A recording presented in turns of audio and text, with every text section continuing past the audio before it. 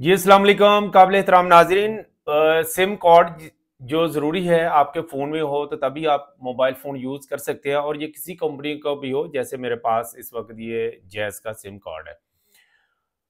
तो ये कानून के मुताबिक आपके नाम पे होनी चाहिए जब आप इस्तेमाल कर रहे हो। लेकिन हमने देखा है कि अक्सर आपके दोस्त के नाम पे सिम होती है, या आपके फैमिली में जो बड़े हैं जैसे वाला साहब हैं, उनके नाम पे होती है, और बाकी वो फैमिली मेंबर यूज़ कर रहे हैं। तो पहले तो इतना इशू नहीं था। इस वक्त जो करंट है कि जिसके पास ये सिम कार्ड है, उसके पास आपका सारा रिकॉर्ड है। वो आपका रिकॉर्ड सारा देख सकता है।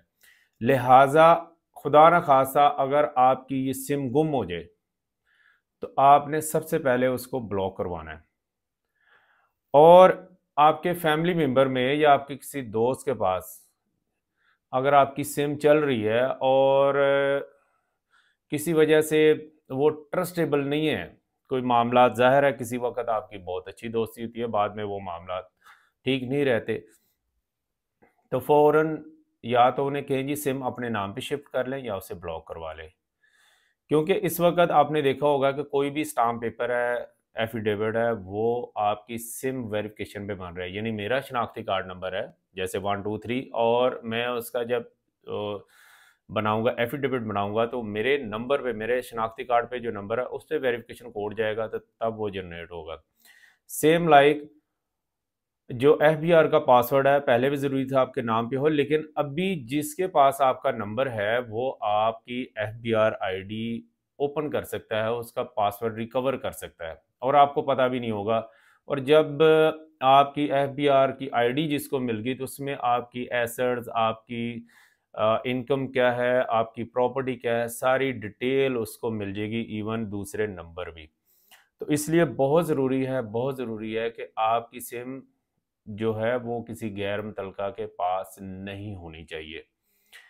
और ये कि चेक करना कैसे है वो भी मैं आपको बता देता हूँ कि आप सिंपल किसी भी नंबर पे राइट मैसेज में जाएं, और 668 ये पीडीए का नंबर है, और नीचे अपना शनाख्ती कार्ड नंबर लिखें।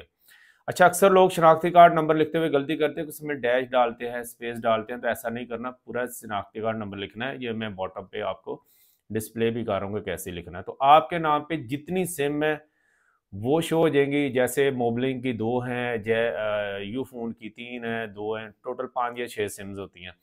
अच्छा, तो उसमें आप फिर खुद देखें कि जैज़ की मेरे पास तो एक है, तो ये तीन कैसे हैं? तो आप फिर जैज़ की या तो हेल्पलाइन रब्ता करें या उनके फ्रेंचाइज सर्विस सेंटर जाएं, तो मुतलका जो सिम है अपने जो इस्तेमाल में है, या आपके जो फैमिली मेंबर्स हैं, ट्रस्टेड जो आपके सर्कल में लोग हैं, वो रहने दें, और दूसरी जनाब ब्लॉक करवा दें, ताकि ब्लॉक की होगी तो वो दोबारा उसको ओपन नहीं करवा सकेगा।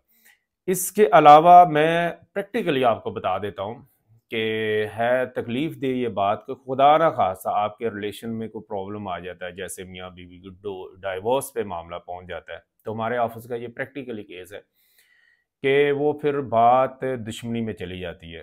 तो अगर नॉर्मली होता है कि ये है कि खामद की सिम बीवी यूज़ कर रही होती है, या बीवी के नाम पे सिम है तो खामद यूज़ कर रहा होता है, तो जनाब वो भी जहाँ पे दूसरे दुनिया का वो सबसे बड़ा आपने फैसला ले लिया, तो जनाब सिम भी ब्लॉक करवा लें। नहीं तो होता ये है कि जैसे डाइवोर्स हुई और बीवी ने सबसे पहले जब वो लायर के पास जाएगी, तो वो कहेगा कि जनाब इसकी टैक्स रिटर्न लेके आओ, क्योंकि उसने क्लेम करना है, डैमेज क्लेम करना है। तो डैमेज क्लेम में आपने देखा होगा कि लोग कह रहे होते हैं कि भाई बड़ी मुश्किल से मेरे पास गुजारा है, मैं तो इसको खर्चा नहीं दे सकता, ना मेरे पास ये प्रॉपर्टी है। लेकिन टैक्स रिटर्न में नाजरीन आपने देखा होगा लोगों ने बढ़ा चढ़ा के चीज़ें लिखी होती हैं, जो कि गलत है, लेकिन पुराने वक्तों की लिखी हुई हैं। तो वो जनाब आपने टैक्स रिटर्न में सारी चीज़ें लिखी होंगी, किलो और तोलों के हिसाब से सोना लिखा होगा, प्लॉट लिखे होंगे, तो फिर जज साहब के सामने आप कुछ नहीं कह सकेंगे, वो देना पड़ेगा। तो हमारे पास ऐसा केस भी आया कि था कुछ भी नहीं, नॉर्मल ही था, लेकिन टैक्स रिटर्न भरी पड़ी थी। आप वो कहें कि अगर वो ये कहते हैं कि टैक्स रिटर्न तो ऐसे भर दी थी, तो वो भी गलत है। ठीक है, वो भी उसके ऊपर एक लिटिगेशन लगनी थी कि ये ऐसा क्यों किया आपने। तो ये एहतियात करें। सिम अपने नाम पे करें। और जैसे मैं पहले भी व्लॉग में बता चुका था कि बच्चा जब 10 साल का ही हो जाए तो उसका स्मार्ट कार्ड बनाएं, और आपने उसके नाम पे अगर सिम लेनी है, कॉलेज गोइंग हो गया, तो उसको सिम उसके नाम की निकलवा कर दे। तो जनाब, कानून की पासदारी करें, इसी में बेहतरी है। और अपना बहुत ज़्यादा ख्याल रखें। अल्लाह हाफिज़।